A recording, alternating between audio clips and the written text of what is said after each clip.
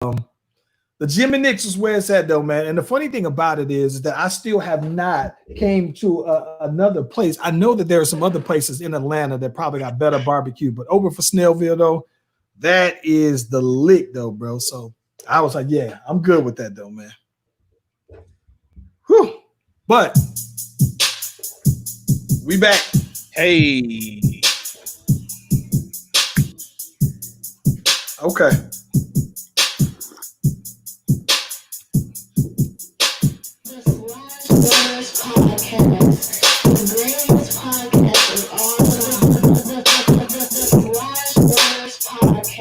The greatest podcast of all time.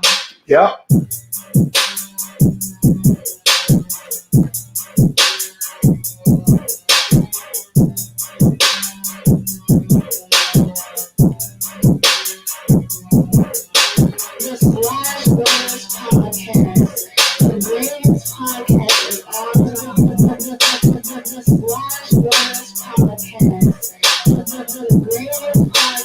All time. Yep. Ace Kennedy, my brother from another mother. What is happening your way, bro? What's good, bro? Man, I've had a busy day already, bro. Who you telling, brother?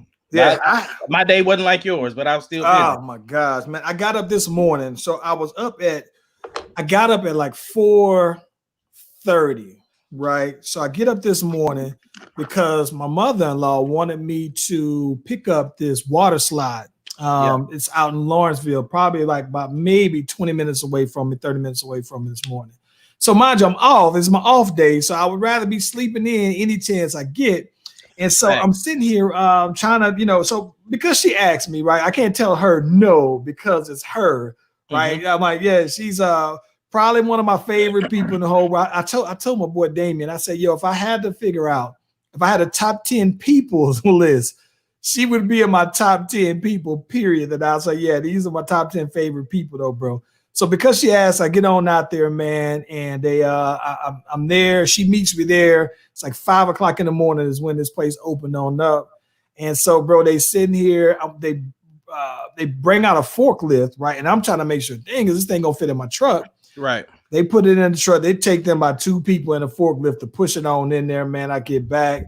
So then I slide on out just a little while ago. I said, listen, I got to go ahead and take it back to the crib because last night my crown popped out. I'm sitting here flossing and my crown pops out, right? I was like, whoa, these supposed to be permanent, right? Oh, so no. Crown pops up. Yeah, crown pops out. I put it back in. So it's in there now. And because it's molded, right? It's in there snug, but I got to go back.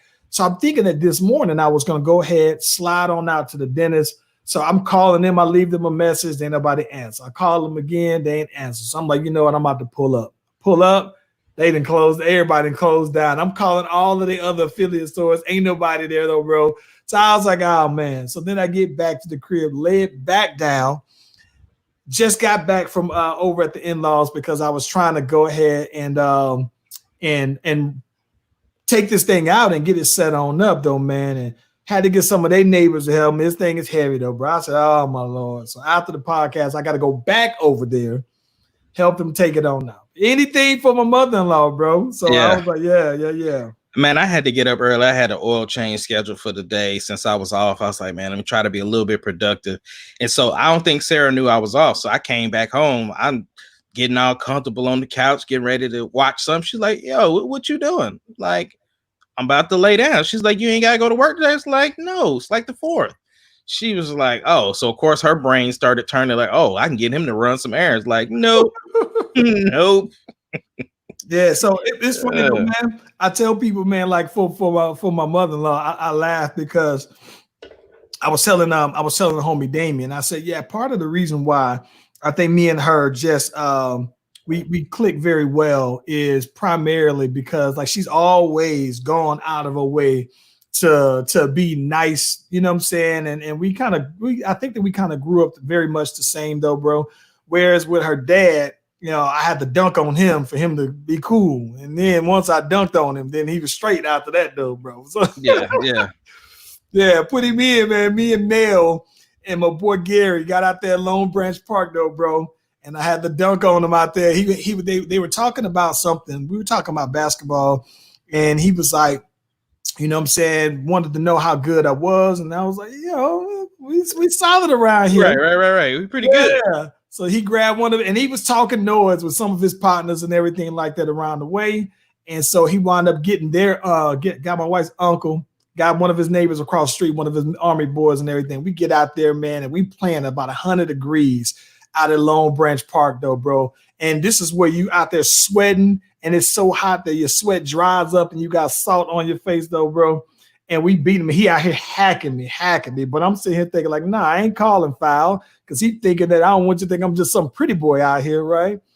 And so, yeah, man, dunked on, game point, dunked on him. He was trying to run out the way, too. I crossed him up, went baseline. He was trying to run out the way, and I leaned on him. It was nasty for the game point. We've been tight ever since then, though, bro. We've been cool, bro. We've been good. Yeah. Hey, man, best thing let's get to it, man. Best thing you done seen all week, bro. Man, listen, bro. I'm serious, bro. It can't nothing top the love I got from the concert. So I got to ride with that. But I did want to give a shout out to Tish Watson, who did my shirt for me, the Black CEO. You know what I'm saying? She's got her little shirt line, and so not a little shirt line. I hate when people say I hate like when that. People don't call my stuff little. It's not a little shirt line. She has her shirt line, and so I definitely wanted to show her some love. Let me see, but yeah, definitely was great. Now do me a favor, bro. I'm trying to make sure we good here though, man. And I'm sitting here thinking here. Drop me a comment real quick. Let me know that we live here, man. These boys and Okay, so her line is called Body Language Custom Apparel. Put it in the comments. Drop it in the comments. Yeah. Drop it in the comments though. Yeah, the shirt looks fly though, man. Look like the Martin leather. It's got the Martin leather, but I love the material of the shirt. The shirt is, I love how comfortable it is. Like that's what I'm talking about. So yeah, Body Language Custom Apparel. But yeah, she's doing it big out there, man. And I've always supported T. She's one of the homies, and so yeah, definitely wanted to show some love. Got me and Sarah one, and so yeah, that's what it is. But what about you, bro? Best thing you've seen? You know what? I think that the best thing that I've seen this week, which is probably a game-changing thing, is I saw that Thon Maker's little brother, I think his name was like Macon Maker or something like that. He decided that he's now mind you, he's like an ESPN top 100. Matter of fact, he's like a top 10 senior this year, and they got him already pegged as potentially going to the draft. Right, he's one of those prospects basically. So he had to look to go to UCLA. Decided, nah, I'm gonna go ahead and go to Howard, bro. And I was checking for this because I follow Mikey Williams, and Mikey Williams is a combo guard, and he's super nice. He's probably about 16 now, and everybody's been watching him because he said something about, look, hooping for an HBCU sounds kind of good right about now. And so I was like, so now that he's actually committed to going to Howard of all places, right, over UCLA, I was like, that's a solid look though, bro. Yeah, that's a solid look. I did see that run across the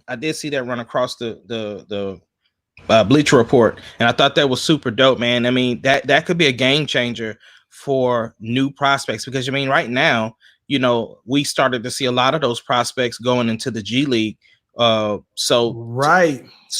for him to then pick an HBCU, that is huge, man. I mean, I would love to see more. I mean, like I would love to see more players do that, because you think about that though, right? You got these Power 5 schools, the SECs, the ACCs, and they're making all of this. But you think about that though, right? Like Duke's always going to make money off of players, but can you imagine if Zion went to Grambling, right? Or even Jason Tatum when he went, if he went to Bethune, all these other HBCUs, like I would love to see the impact of college basketball if some of these top recruits said, nah, you know what, I'm gonna go, because the thing that I wish is that my college experience was a little different because, I didn't go the traditional way. So I didn't do the live on campus, move off campus, do this or this. Mine was pretty much always either online, distant learning and everything like that. I did CTC, did some in class, but it wasn't that true living on campus, getting that whole campus feel. And while I would hope that my son, that he's just, hey, gets a look at any school for academics or wherever he goes, I would love for him to get the full college experience that I didn't necessarily get. But I would love for him to be, if he was interested, especially in going to an HBCU. I mean, I just think that, let's say Mikey Williams at Morehouse, like that would be epic though, bro. Like it would be on fire. And not just that, I can just imagine how the game experience would be with one of those guys, like them top flights out there. I think that would it would be lit for the school though, bro. So yeah. Yeah, what's going on? Oh, the wife checking in. What's going on, Sarah? Kim, what's going on? Yeah, no, I think it would, man. It's one of those things that is history books, right? So let's say that he goes to this HBCU and balls out, right? Then it's like you bring in that attention to the school, you bring in that attention to the program, and you were the one to start that off. And I'm not saying he's the first person to do it, but like you said, a lot of prospects. I mean, like LeBron skipped the draft, and I mean he skipped high school and went straight to the league. So just having him establish that in this new era of people that are like deciding to go to the G League, and so for him to go to that HBCU, man, it's just epic. I would love to see how much of a difference he would do, right? Like I'm thinking, like if you're top flight recruit, right? Mm-hmm. And in theory, then, right, by you going to an HBCU, not to say that you would like to think that it's going to be the talent isn't going to be as great. So I'm expecting, bro, like if he get out here and he averages like 30 points a game, I'm thinking like, all right, bro, the next person should look at it like, though, I can go out here and average 40 because you're playing against lesser competition, but you're doing what you're supposed to do against that competition also. That's right. That's right. Not playing down. Yeah, man. So I am excited about that though, bro. Hey, I gotta ask you though, man. This is on your account here. What's up? So I see your boy DJ Akademiks is back in more headlines, and I laughed because he was. I caught wind of this because I like Freddie Gibbs. Freddie Gibbs used to be signed to Young Jeezy. I don't know why he never blew, but he makes great music, and he's independent at that. Yeah, probably got one of the best album covers you'll see. He did like his album cover looks like a throwback, like it because he's Freddie Gibbs. I think that his album cover looks like a remake of Freddie Jackson, basically. It looked real 80s like, but it makes dope music for independent. Somehow him and DJ Act got into it, and I'm seeing Freddie is like on his helmet though, bro. He's dropping all the memes, dropping this, that, and the other, whatever. So then your boy Akademiks gets on Twitch. That's one of his big platforms. He got his Twitch followers up or whatever. And then he gets on here and he's like, he's talking this, that, and the other. He's basically saying, bro, you just mad because you're a 38-year-old rapper and I'm younger than you. I'm popping. I was like, wait a minute now, homeboy. I'm 39. What we talking about here? But with that said, it topped the cake when he said he called up your boy Tekashi Snitch9, says you the one who said you still would do music with him. And Tekashi gets out here snitching even more. He says, yeah, do you know this kid Freddie Gibbs? And your boy Tekashi, like a rat, says, oh yeah, that's the dude that Harvard them shot at. I'm thinking like, dude, these are the same people who you already got indicted on your snitching and you doing even more snitching.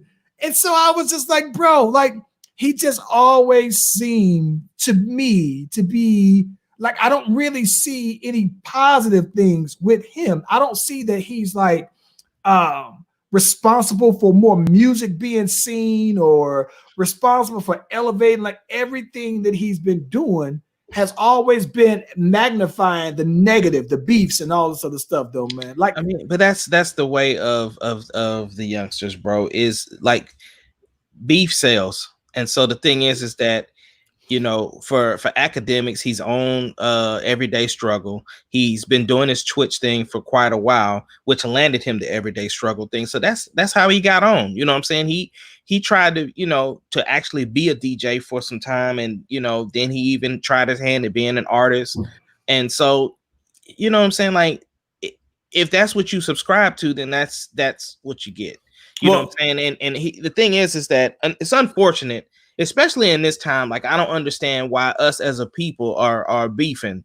Like, there shouldn't be any beef going on between any people of color, for people at all, for this matter. But I'm just saying, like, it shouldn't even be any beef. So that's number one. But number two, you know what I'm saying, him and, you know, 6ix9ine been rolling together for quite some time, so it doesn't surprise me that them two are added. And I mean, you know what you're gonna get with 6ix9ine. You know his thing, you know his antics, and you know, yeah. Well, I think what's funny about it is that, so then Meek Mill comments on this, right? Gosh. So Millie gets on here and was like, "Yo, DJ Ak needs to be canceled. Like, why is anybody even still rocking with him, right?"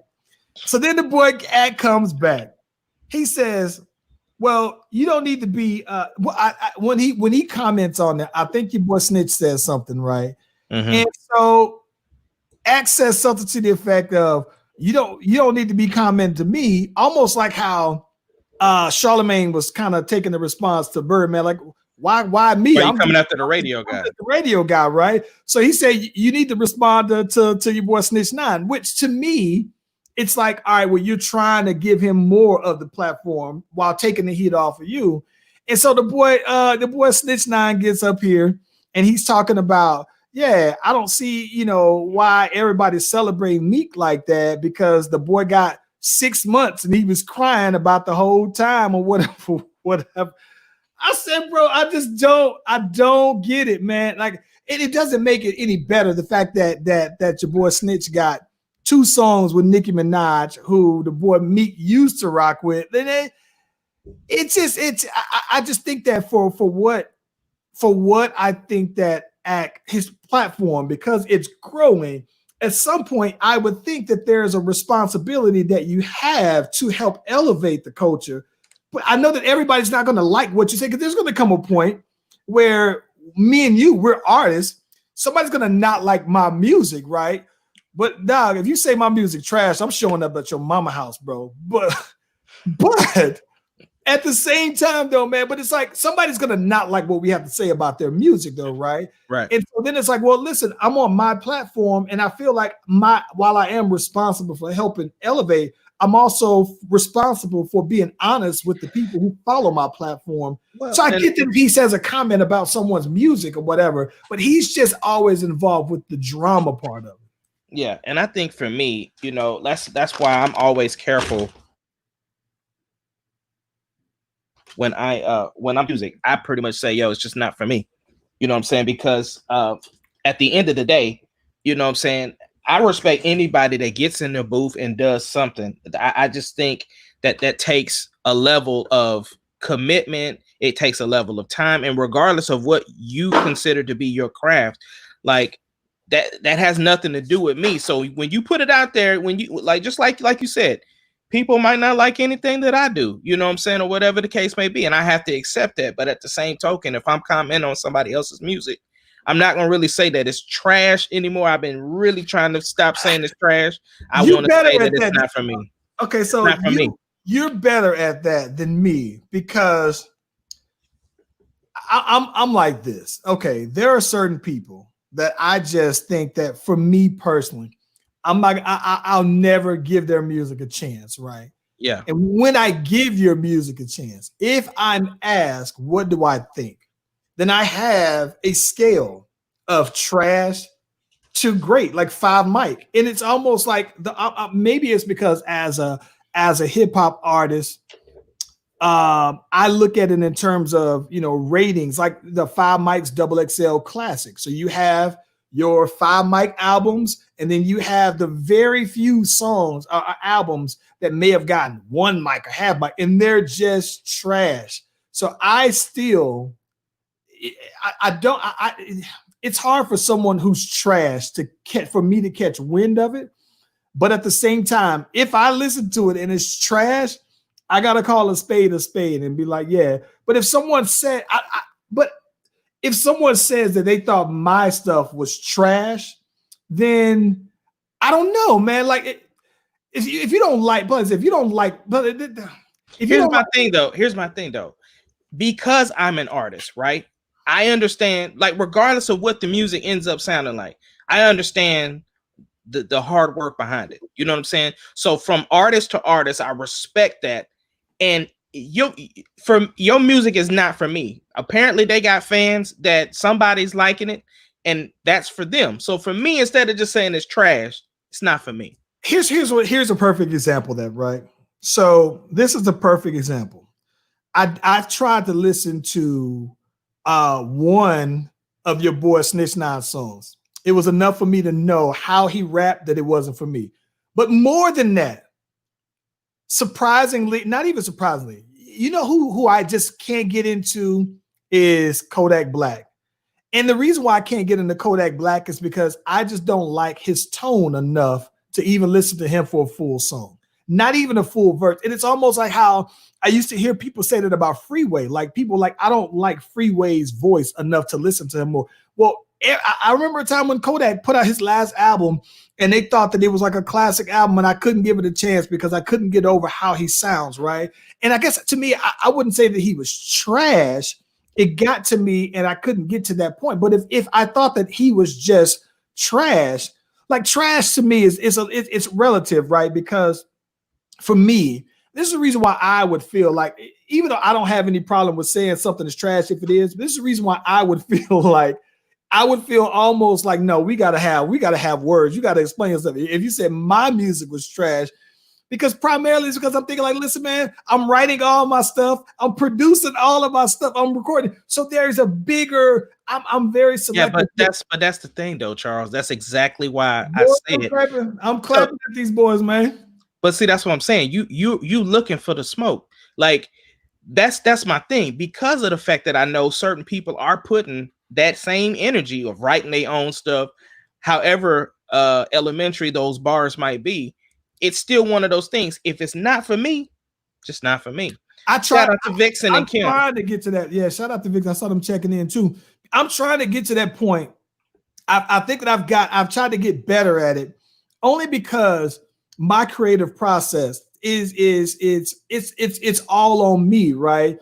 And so because I'm very selective on every single word, every single snare, every single hi-hat, every single 808, all of that stuff matters to me, so that when I put this on out, it feels like I am introducing y'all to one of my kids. And it would be like if you say, yo, man, congratulations on the kid though, man, but he ugly. Like, no, bro, you gotta see me about that, bro. That's what I'm saying. So if somebody want to see you because you calling they kids trash, it's the same thing. And that's why I'm trying. Yeah, and that's why I have, like I said, I'm an artist. So me being an artist, I have to respect the craft. I mean, it's just like being in the military, right? We used to say, I respect the rank. I may not respect you, but I respect the rank. So it's like, as an artist, I respect your craft, but I may not like your music, so it's not for me.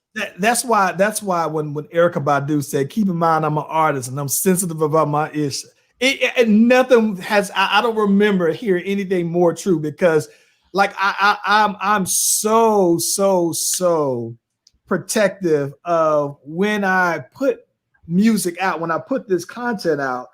It's so much that goes behind it. So yeah, man, like I feel some kind of way, because like I'm telling you, I think everything that I put out is ready to go. I'm like, if it ain't, I'm convinced that I'm like, it ain't me, it's your ear, bro. You need to train your ear for some better music, though, homeboy. But that said, though, man, let me switch the subject on you, though, man. Yeah. Very sad, though, man. I've been following the missing Vanessa Guillen. I'm hoping I'm pronouncing her last name correct. I think it's Gillian. Yeah. Gillian. And dog, I've been kind of taken back about this one, though, man. This one broke my heart in 1,000 pieces, though, man. Because you know she's been missing for a couple of months now. Yeah, and it's just been so much. Like, I couldn't imagine what their family has been going through right? And then to find out that they finally have found her body, and then the more details that are coming out about it, though, bro.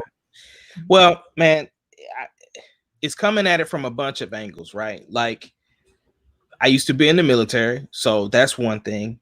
Fort Hood is where I was born. That's where we another thing. And you know, she is young enough to be. She's as young as my oldest son. So, you know what I'm saying? Like, that is a good point. Yeah, she was 20, right? Cute girl too, very cutie pie. Very pretty, bro. I am. It's one of those things like, you know, my mom has been talking to me about this story for quite some time. Like, even before the details and stuff came out, she was kind of keeping me in the loop because obviously she stays in Killeen. But it was just, man, like you said, the details, it was like a movie. Like it was just graphic. It was terrible. And I'm grateful that her mom doesn't know the details, because her mom has been keeping off of social media. Her sister has been more outspoken about it. And so she's been kind of like dealing with a lot of the other things and kind of just keeping her abreast. So I hope she never has to hear those details, because that is just it's very tragic. You know, the thing about it though, bro, is that, you know, what hurt my heart the most about that is, you know, you think about that, right? Let's just say, you know, you got your, you know, let's say Tari, right? Tari is the same age, and you know, Tari says, you know what? I think I'm just about to go ahead and join the military, right? You having a military background is like, okay, yeah, this is a good idea and everything like that, and you're on board for that, and you just never expect in a million years that something like that would happen with another at work at that though, bro. Like, if you're not safe there, but then there's another girl that they said that's years ago that was in Afghanistan, where they said that she ruled it as a suicide. They found that she had gunshot. She had all the things that suggested that she had been like raped and that some other stuff been slightly tortured. And so it just makes me, I am curious more now about the plight of female soldiers, because I know as someone who's on the outside, I guess I have my opinion about soldiers, but it's always been my perspective is different, right? It's a civilian, and the soldiers that I knew, right, were like the ones that you would see at City Lights. You go to Sports Dome and everything like that. But I just don't, it does make me more curious now about the day-to-day experiences of female airmen, female, you know, soldiers. What that plight really is like to I'm assuming has some kind of relationship with this dude, right? And then for him to be your coworker, and I'm not gonna go to work and in a million years feel like my life is threatened at my job site, right? That's the thing that's crazy to me though. And the fact that it's on an army base and no one knew this though, bro. I was like, what? Yeah, I mean, like I said, I'm not getting into the details, but just certain like the time frames of things and how nobody knew anything. That's just, it's unreal. And here's the thing, you know, like Deuce and Tari, both of them are playing basketball. So, you know, before me, my dad was in the military. Before him, his dad was in the military. So it was one of those things, kind of wanted to keep that tradition going. So I was like leaning towards maybe Layla or Carly going to the military. And so it's one of those things like, man, just listening to these stories, and, you know, I'm gonna keep it real, man.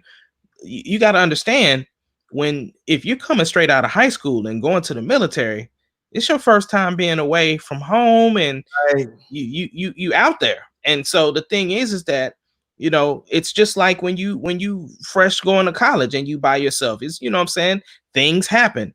And you know what I'm saying, we definitely was in the clubs and doing all of that stuff or whatever the case may be. But like you said, just to have the to be fearful of going to work, or even having that as an obstacle, it just doesn't seem real. And the thing is that it goes, you know, in the military, they also have, you know, where's the chain of command? So a lot of times you can't just jump up and go straight to the commander. You got to, you know, take it to your supervisor. Well, guess what? That was her supervisor. You know what I'm saying? That was her superior. He looked kind of young. He do, but I mean, he could have came in the military young, younger or whatever like that. So I mean, I'm just saying, but even still, the chain of command, you know what I'm saying, you gotta, it's layers to it, you know what I'm saying? And so it's insane. It's crazy. And the other thing is he took his own life, so he can't even suffer for it. Can't suffer for it though, man. I saw that the young lady that apparently helped him, she is gone, you know, do some time, but I don't know that her family will ever feel that they got justice. I'm sure they'll always live with so many questions that only maybe that guy could have answered. I mean, I don't know that you ever move on. You just continue to live. But I certainly would feel like the rest of my life would feel like there's an empty spot if something like that happened as a parent alone.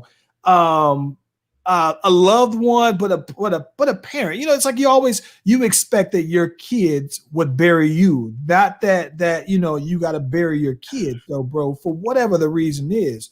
So the other thing too is like you would expect for somebody in the military, like if they died because of war, like they were in a war or something, or if they were in combat, and that's like nobody wants their loved ones to die anyway. But I'm saying if as a military member, it's kind of what you sign up for. And so it's one of those things. If you were happen to die during that scenario, that's understandable. But to be just at work stateside, and then it's one of your own people that works next to you and somebody in somewhat of a supervisory capacity or whatever the case may be, even a coworker, man, that's tragic, bro. And I saw the homegirl Paula Lewis, she had a post that she kind of outlined some details of something that didn't go as far. But I think that what's interesting about this, though, man, is that I've been seeing more and more either active or former soldiers talk about similar experiences that didn't go that far, but just really gives you the insight about this whole chain of command and all of these things or whatnot, though, man. But it's just kind of crazy to me, though, man, how firm that chain of command process is and how easily that authority can be abused, though, man, with respecting the rank and the chain of command, though, bro. Yeah, and I'm not going to even be naive to think that this doesn't just happen in the military. It does happen in civilian sector as well, but this just happened to be in the military, and it happened to be Fort Hood, where we're from. So, you know, we definitely had to do our due diligence and bring about some awareness about what's going on. If you worked at West before, it probably happened something like that. That chain of command.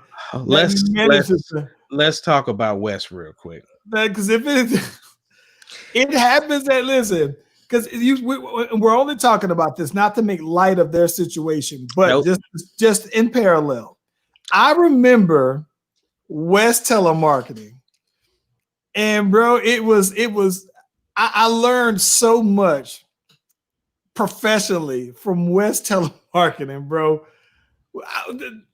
Say your piece about West. Let's talk about West. So I had a girlfriend at West. I'm not going to mention any names just to protect the innocent.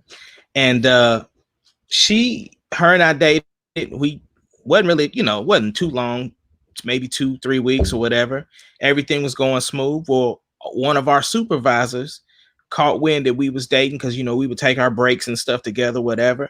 And so then he pulled her aside, was like, listen, why are you with him when you could, be with me? Like, I drive this car and, and I make this much and you know how much he makes, and dropping that salt, huh? Just dropping that salt. So then this boy went a step further, bro. So I didn't know they had that conversation because she ain't tell me.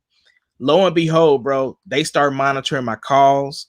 And so they pulled me like, oh, you didn't give a rebuttal to this dude. Like, the dude clearly said he was not interested. And so it come to find out it was the same dude. And so yeah, we ended up breaking up, and I don't know if she ended up going with him, but and it's funny because I talked to her about it recently, not probably 2 or 3 years ago, and she was like, I didn't even remember that happening. I was like, yeah, that's what happened. Yeah, now, Old West Telemarketing. I remember West, and there was nothing at all to see managers dating employees, whether they're subordinates. There was no. It's almost like you would like to think that you wouldn't see management fraternizing like that with the people who were the individual contributors, though, bro. But I think that I just remember at West, though, man. That was the number one thing. Like there was none of that. You knew people. You knew some people who were just the regular, telemarketing callers. They would be hollered that were male, that were dating the female managers, the male manager. It was all over the place, but it was just like there was none of that, and so it was nothing else. Like I remember one of the homies wound up getting his window bust in his car because he was a manager at West. His girl was trying to holler at my dude. Bust his window real smooth. I mean, West was something though, bro. I remember fights at West, like in the parking lot after work. It was just West was the wild, wild West though, bro. It was. I'm kind of surprised that you even know anything that happened at West because I mean, you worked there, but you really wasn't there. Oh yeah. We passed the statute of limitations, so that was good. That was going toward the later parts of it, though, man. Right before I moved on here, the last. But even with that, though, man, like you knew, a lot of it's like people talk and everything like that, though, man. But I'll tell you this, though, man. Aside from all of that, though, I actually hated working at West, but I love it at the same time, though, bro. Hey, speaking of which, bro, you remember when we worked at West and we used to make them steakums at lunch, bro? Oh yeah. I think that I remember that was when. So it was funny because I remember when I was working at West and you was getting ready to go to the military and you wasn't working. You was getting ready to head off. So you would go see your girl at lunchtime and then come by my crib to take me to work. And then I was whipping up the steakum in the crib, though, bro. That was yeah. We used to have that in Big League Burgers, bro. Oh my gosh, though, man. I used to have the best cherry limeades, bro. Oh my! I laughed. Big thick cups. So this is the reason why I say that. Some of the best relationships with people that I had is through West. Like my homegirl Vanessa, Charmaine, met them through West, and I still chop it up with them on. I remember the twins that I knew, Linda and her sister, and it was weird because you had the morning shift folks and you had the evening shift. The evening shifts were more teenagers, kids that were in school, college, and the morning shifts were like all the mamas out there, though, man. And they didn't have very many men that were out there on the morning shift, though, bro. So it was night and day difference, though, literally. But I had some very fond memories at West, though, bro. But it was like the wild, wild West when it came to dating up there. I can't believe I had 2 telemarketing jobs. I worked at Mark Opinion Research, and then I worked at West. I didn't work at Mark. I think Mill also worked at Mark when you. Quincy did. Me and Quincy went together. We applied at the same time. No, man, but I'll tell you this though, bro. I thought I was balling when we was at West, though, man. I remember at one point at West where they put us on just straight commission, and I was already like killing it on sales. Once they put me on straight commission, like how much I was bringing in, like triple, though, bro. So here it is, me. I'm at 18, 19 years old, and I'm sitting here stacking up. Me and the partners got the headquarters jumping off over here, though, man, and we was just raking it in, though. Couldn't tell me nothing at 19 years old. Had my own spot, though, man. I had the Ford Tempo jumping, though, man. It was cold, though, bro. Yeah. Hey, big topic this week, though, man. I've been seeing this all over the place. What's that? Your boy August Alsina. Apparently, he got some new music coming out, but that ain't all that he got coming out. So listen. Tell me what you know about that, man. All right, so August had an interview with Angela Yee, and he dropped his album this past Friday. He also has a documentary that's out, which kind of followed him from 2015 up to current. Kind of talked about his sickness, kind of talked about, you know, how he grew up and, you know, his mindset and how things have changed. But of course, the hot topic, the thing that everybody kind of jumped on board was him and his relationship with Jada Pinkett-Smith. And the thing is that according to him, he kind of dodged the answer, but he implied as though that they had a relationship. Now, when I say relationship, he kind of was real specific in the beginning and kind of said something about non-sexual, but I think that was before he talked to Will, because he said he talked to Will and he said that Will gave him the green light because to smash them D's. Yeah, open up the floodgates. And so my thing is that I'm thinking that's when the sexual aspect took place, because, you know, it was one of those things that, you know, Will and Jada, they've kind of already commented on their relationship, that they're kind of in one of those things that's greater than a marriage. What does that mean? They said that they're like life partners. I'm thinking like, listen, man, I got some partners. Yeah, I mean, I just think that they feel like, look, you know, certain things that would typically bother another relationship wouldn't necessarily bother them, which I'm thinking includes smashing other people, which from, you know, one of the, there's been stories and stories out there. They say that they kind of got that open marriage as long as they kind of know what's going on or whatever the case may be. So I don't know. But anyway, since then, you know, first Jada denied it. Will basically said, I didn't give no blessing for nothing. And then here, just like maybe yesterday, I get the report that Jada said on the next Red Table Talk, she gonna have a special guest. And it's her. So she said there's some healing that needs to take place. And she's going to be interviewing herself on the Red Table Talk. Wait a minute. So, okay. I got so many questions. All right. So I only saw 5 minutes of it, right? Okay.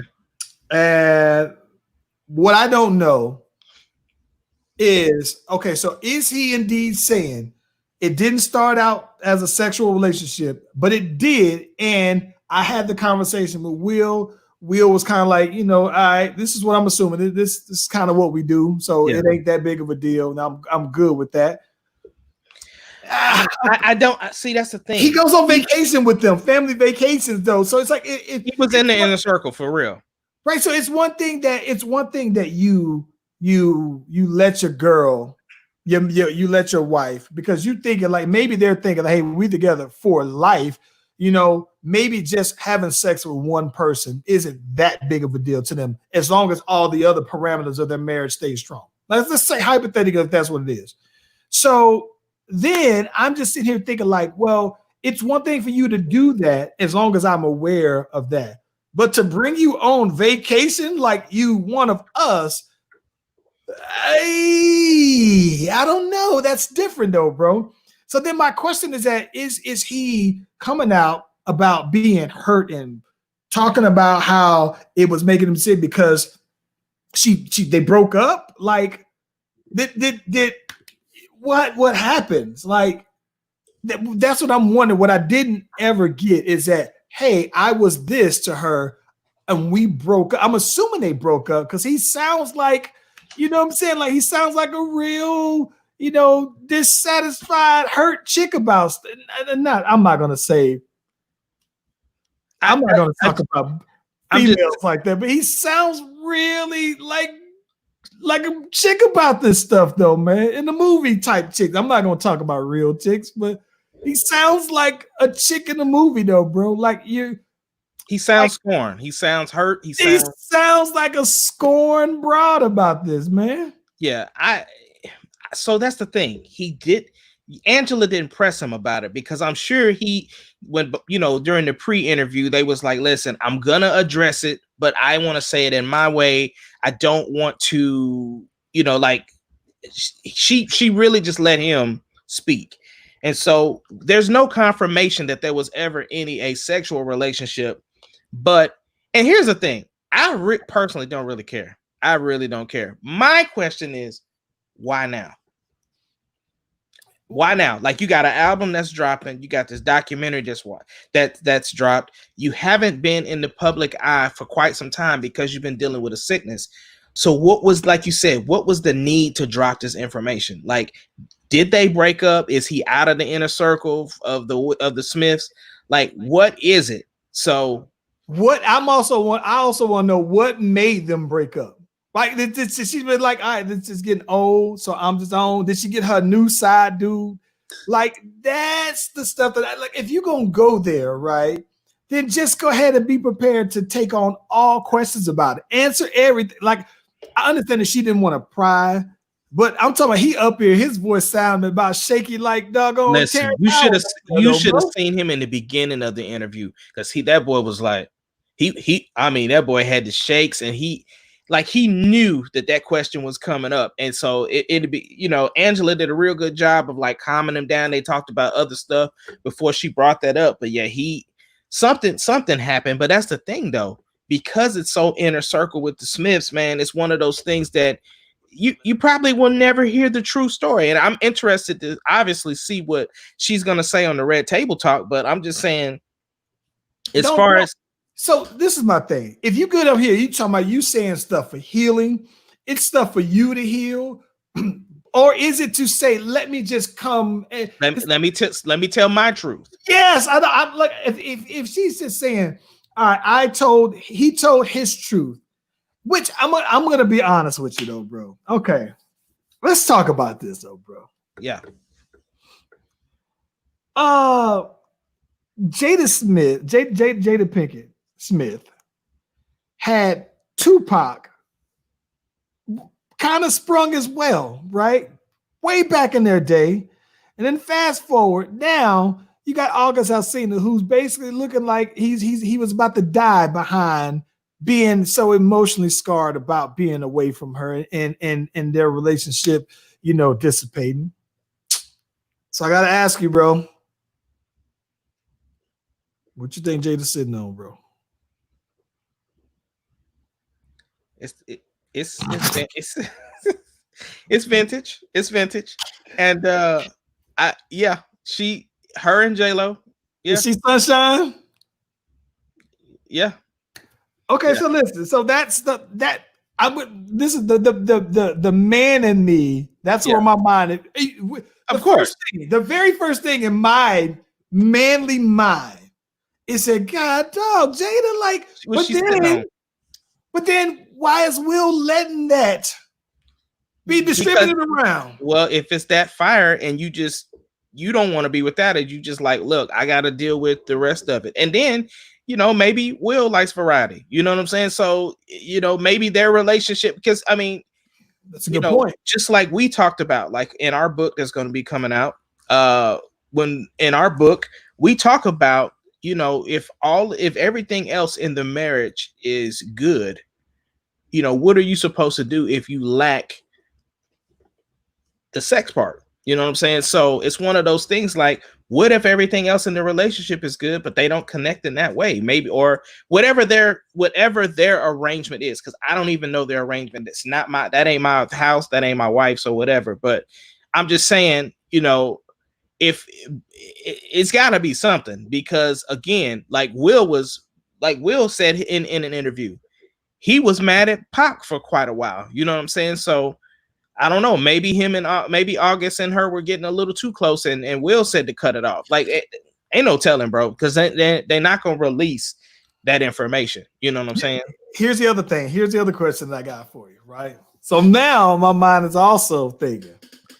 Okay, so Will Smith, he has one other son, an older son, who got to be about August Alsina's age by now, right? Mm-hmm. You know, the little boy that was in the Just the Two of Us video, his oldest son with the other, the ex-wife, right? And Jada's got to be, Will's 50, right? Ain't he about 50? He just turned 50. He just turned 50. Jada got to be about 50. Close to, yeah. Close to. Let's just say hypothetically, she's 47. All right. August Alsina is 27, right? So at what point does that age? Yes, bro. Hey, I guess once you legal, and you know what I'm saying, you two consensual adults, and I guess that's what it is, man. I mean, this is what I'm getting at, because I'd imagine that something like this would be more likely to happen, right? Where, because so this has always been the thing. I'm not, maybe this is just me, right? Yeah. I look at that like, well, what would be the acceptable age difference, high or low, right, between someone you would date or be in that kind of sexual relationship or whatever? But how high is it 10 up, 10 down? So you knocking on 40, you'd go 30, or if you 50, would you go 40? But to go a full 25 years spread, it feels like, I guess I would think that you would out experience someone by so much that you're getting this young feel, like you feel alive because this person is young. They're putting you on to all this new stuff, this whatever. But now you've lived 2 lifetimes for this, over this particular person, and you've experienced so much more that you can put them on. And then when you take that away from, I guess I can understand why he would come across like so sprung, because she out experienced him though, man. And I always think about that when I look at the age gaps of someone. Like, well, I mean, you even look at J-Lo and the dancer, right? Same thing. Like, he was in his 20s and she was, 40-ish. So, like, maybe it makes them feel younger to date that much younger. So I don't know. So this is what's funny. So usually, right? So you always see, you typically will see that usually when it comes to an age difference, that it's like the man's always the older guy. And then the female, Jay-Z, Beyonce, Ryan Reynolds, Blake Lively, Solange and her dude, Kelly Rowland and her dude. Like everybody, all the younger women are dating older guys. So it looks, optics though, does it look any? Would it be any different to you if it was any older person? I mean, let's just say hypothetically, if this was,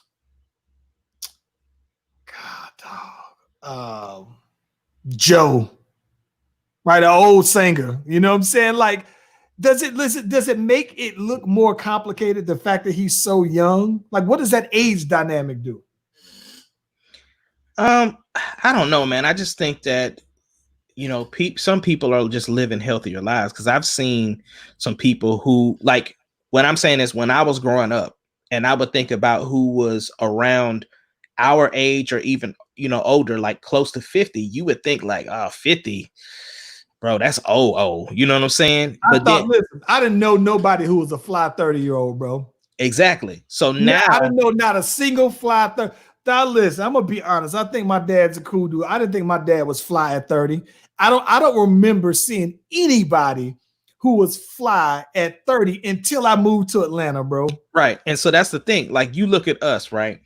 We about to hit 40, but I know I'm one of the coolest people I know. Hey, my thing is, but when this is how you know you cool, right? When your kids think you cool, and not just cool because that's my dad, but like cool, he's a cool dude, but he happens to be my dad. Right. You know what I'm saying? Like, when people, like, it's funny because Deuce and Samaya will tell me like, oh, such and such was like admiring something that you do, and they thought it was cool. So it's like, oh yeah, my dad is cool. You know what I'm saying? Yeah. So I don't know, bro. Like I said, black don't crack, but dying be lying, bro, because I'm keep dyeing this beard. Hey, well, now I got my one string on here. You already asked me that I got something in there. It's that one. Nah, I'm proud of that one. I earned it, bro. I get you. I got the one. But so let me ask you this though. All right. Between me and you, provided you were single. Now I don't want to say a married man question or whatever, but provided you were single, what would be your age difference that you would say, I can go up this amount, but I can go down this amount? I'm gonna be honest, I don't really have a number. Like, I don't think I did. If I was single, I don't know that I could do, because see, even going 10 right now, that would mean 50. So you know what I'm saying? And I know some fly 50-year-olds. I don't know if I could do 60 though. You know what I'm saying? Now going down, I think they at least gotta be 25-ish, 25 and up. 25. But here's the thing though. Hold on, time out. It also is going to depend on the person, because if they're not mature enough for some of the life situations, like if they, you know, if they're not done living, you know what I'm saying, if they ain't got that whole phase out the way and all of the other stuff, like I think that's what I need to know that person, because they say women 25. Mature. They say women, but I get that. But 25, that means that you and Tari are looking for the same girl. No, not at all. Tari's not like, Tari is not going top heavy. He's staying same age and a little probably lower, because he's just 20. So even still, he might go 22. In theory, though, right? But in theory, there could be a 25-year-old girl who'd be like, I'd go 21. I understand what you're saying, but I'm throwing out numbers because you just, we didn't like this wasn't in the pre-production. No. So like I said, it really would depend on the woman and how mature she is, where she's at in her life, what she's experienced, if we were going to be doing something serious. What about you though? What makes that a little different for me is that my mom is a fairly young mom, right? So my mom is 59 right now, and she's about to be 60, right? So for me, I look at the 50s differently because my mom is in her 50s. So I'm not I couldn't see myself at knocking on 40, being single, and then also kind of hollering at somebody who was at the VFW.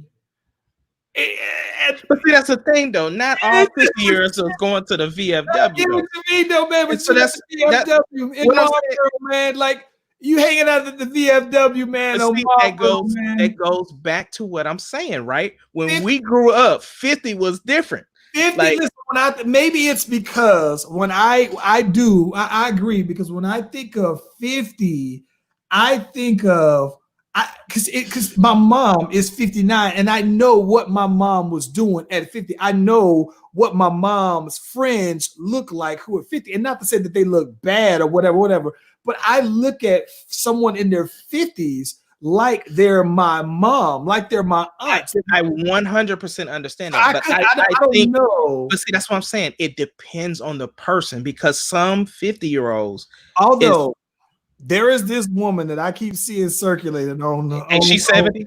No. But there's one who I think is 50. She got all silver hair though, bro. And she probably looked like everything besides her hair probably is like in her 30s, but she got all of it. And I've heard someone say that she was like 60. I've heard someone say even she's not 70, but she looked like she is very well taken care of 50-year-old, but I mean all salt and pepper hair though, bro. Probably more salt than pepper though, bro. Yeah. But it is different though, man. I would probably say for me at this point, if provided I was single, 45,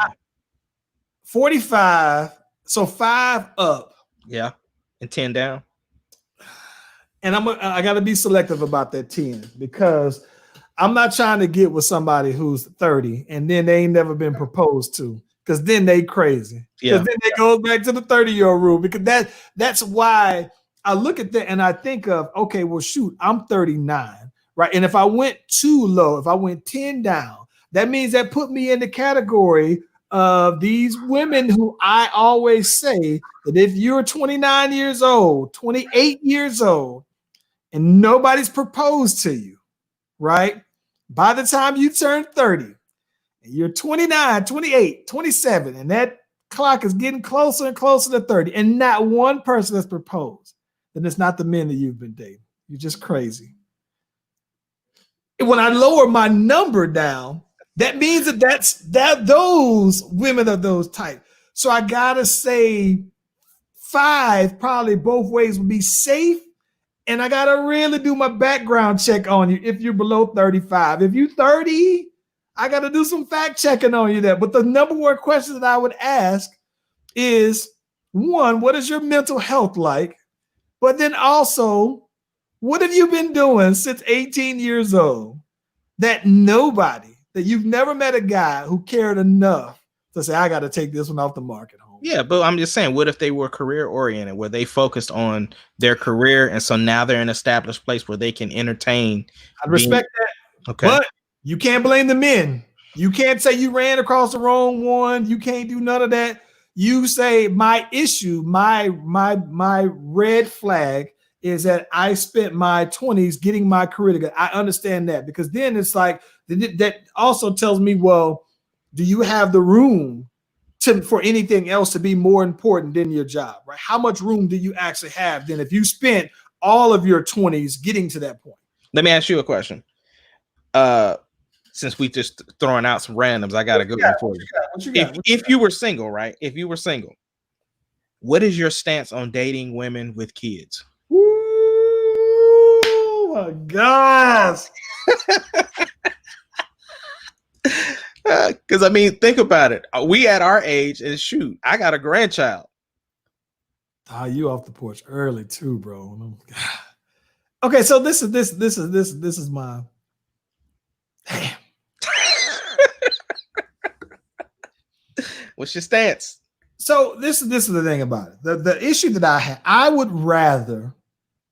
This is just a personal preference, right? So it depends. It depends on what her relationship is. Okay, are you asking how many? What's the maximum number of kids? No, my question is, you interpret it the way you want to. Okay, what is your stance? How young is the youngest kid, right?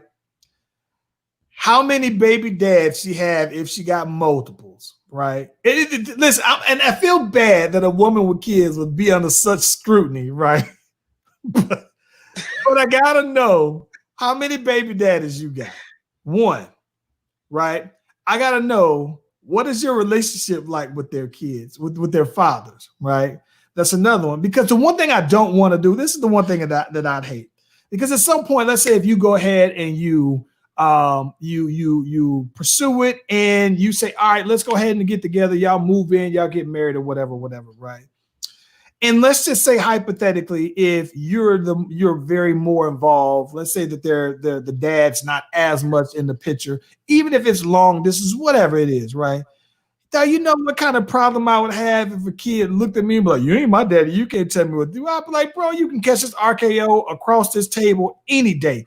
But at the same time, I would absolutely love it if my son told somebody else that if I was single, if my son said, clown, you ain't my daddy, like what? Like, but I don't know, man. It would be nearly impossible at our age to be dating someone who doesn't have kids.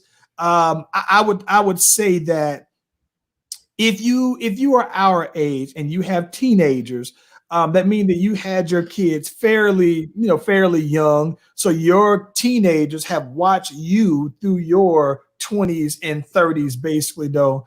And I would imagine that, to me, if anything, I would have to know what kind of mom she is, probably more than all the other stuff. Because, I mean, the same way.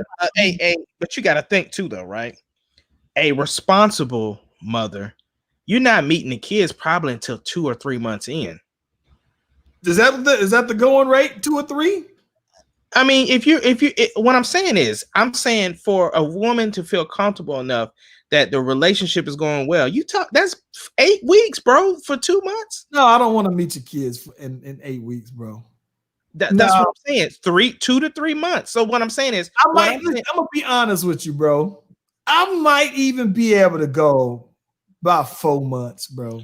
I understand that. So what I'm saying is, after 4 months, y'all have been kicking it. Y'all have been hitting it off.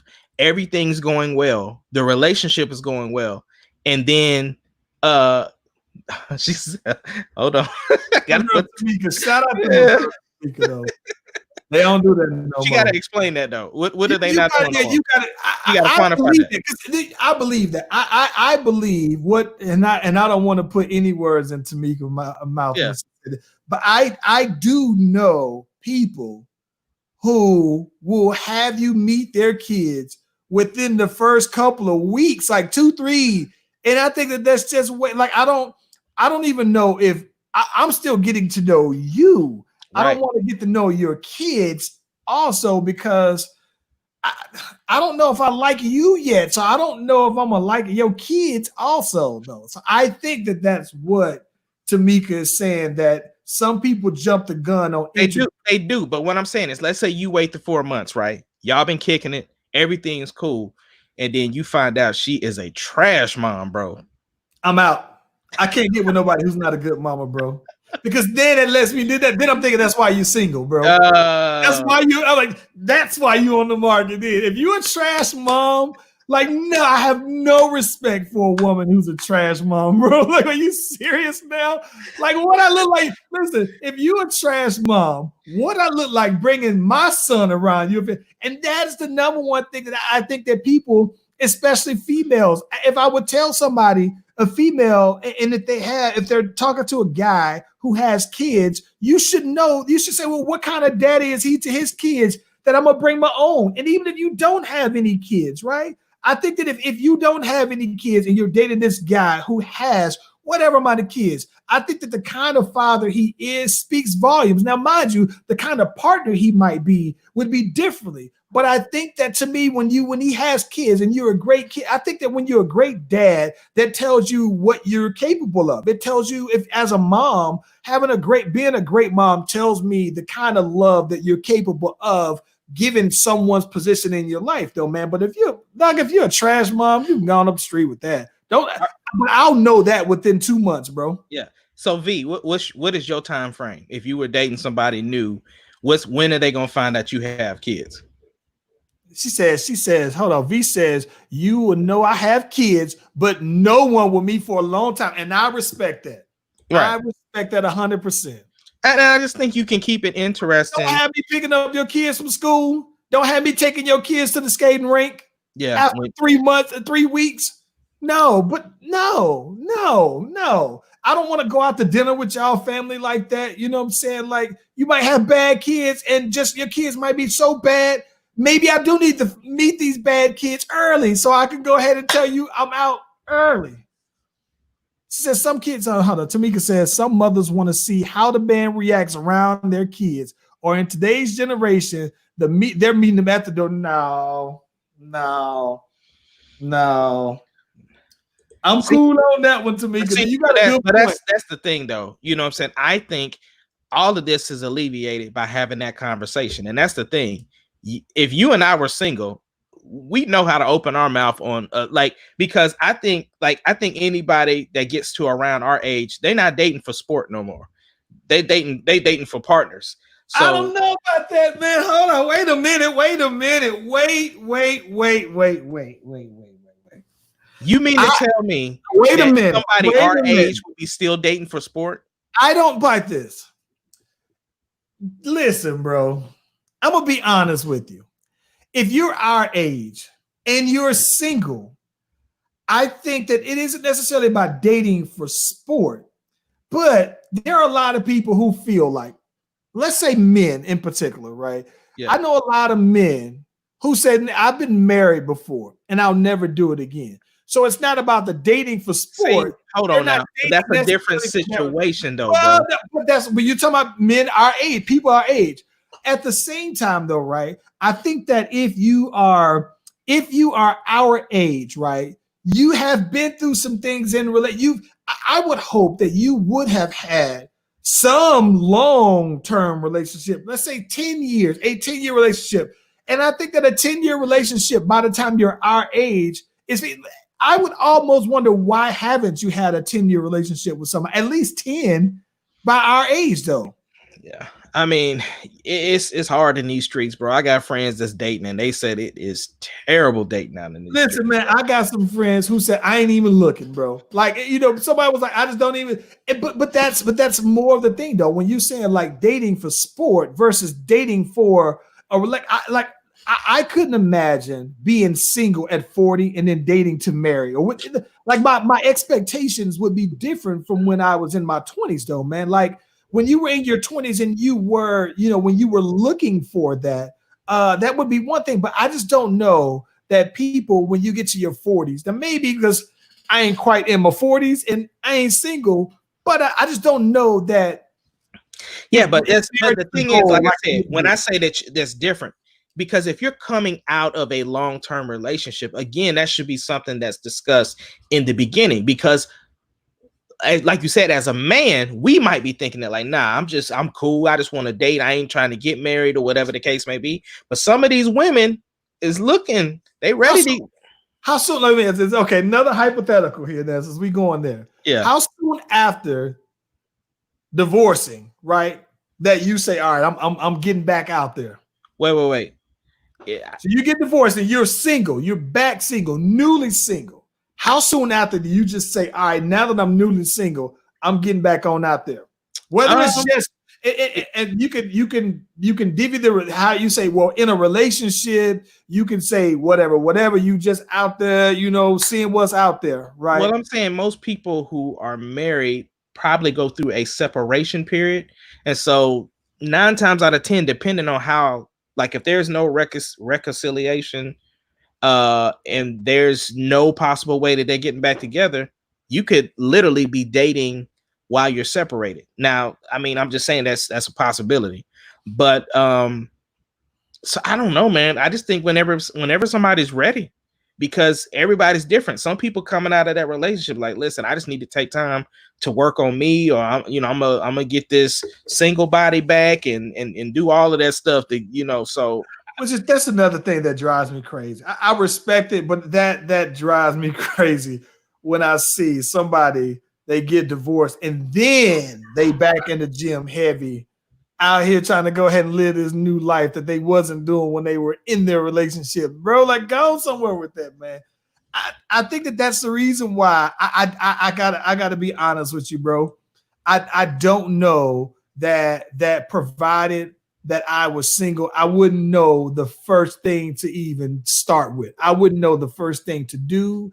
I don't think that I would necessarily know. Like, people might say, well, what are you looking for? I'm like, hell, I have no idea.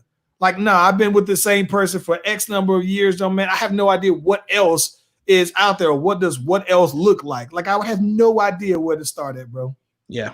But at the same time, what I do know, I would feel like, I don't know that I would be looking to bounce back into something else that could even potentially be long-term. Like when you said not dating for sport, like, I don't know, man. I might just George Clooney that thing, man, and be this bachelor for in my 40s and 50s. And then you see he didn't got married and that he's supposed to be getting divorced again. He married a younger girl, bro. Like, well, then that's it. That's on him. That's him then.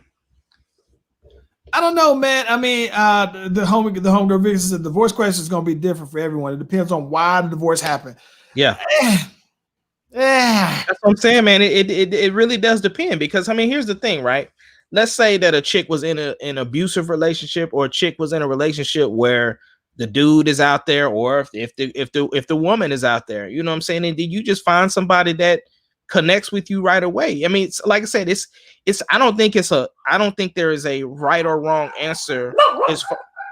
I don't think there's a right or wrong answer when it comes to that particular situation. I just think you just gotta kind of go with the flow on it, to be honest.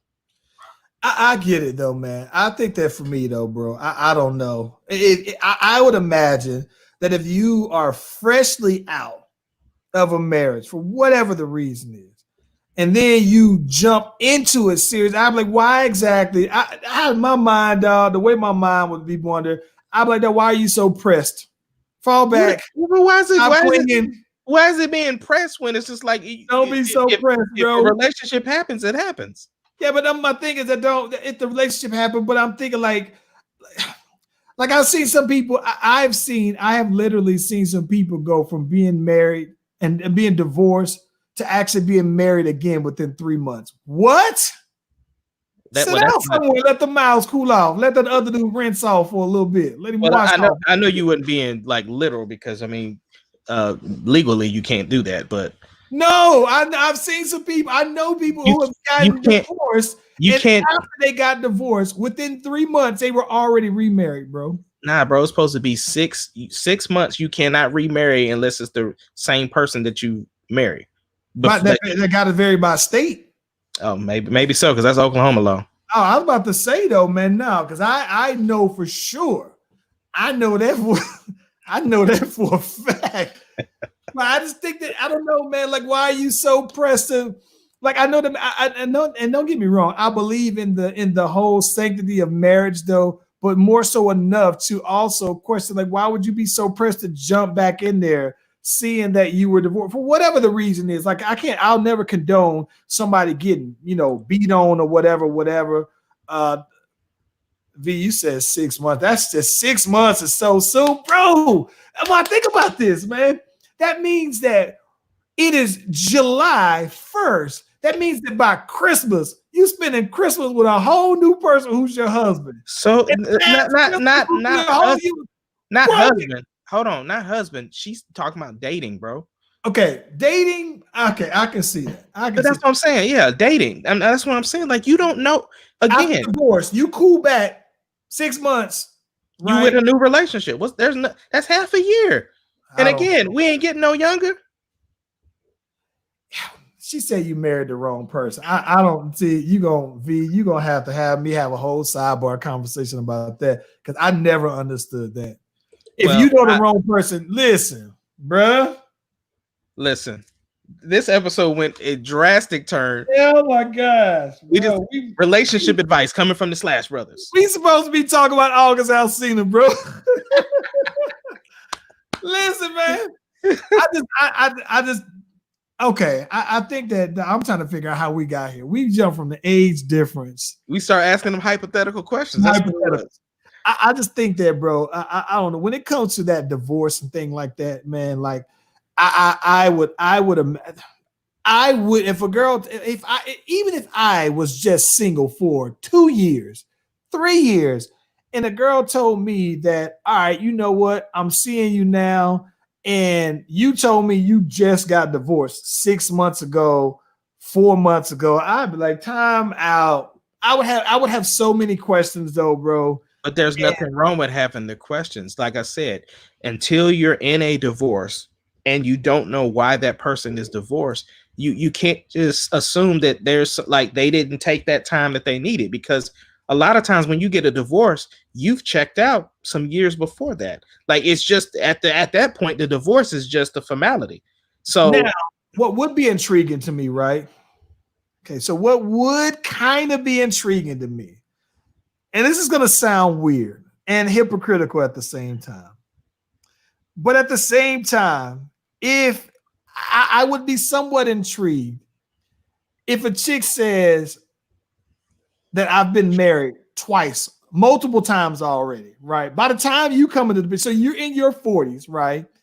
And a chick then said she'd have been married 2 times. I don't know if that would be like, part of me would think that, oh, okay, well, you're capable of being committed to something bigger than yourself, right? But then the other part of me would be saying, why you get married so much, man? Like, what you get married in every relationship? Does every relationship, if you've been married multiple times, though, bro, by 40, oh my gosh, dude. Yeah, man, like it's I'm looking the at experience, comments, bro. That again, I'm looking at these comments though, bro, and y'all, it's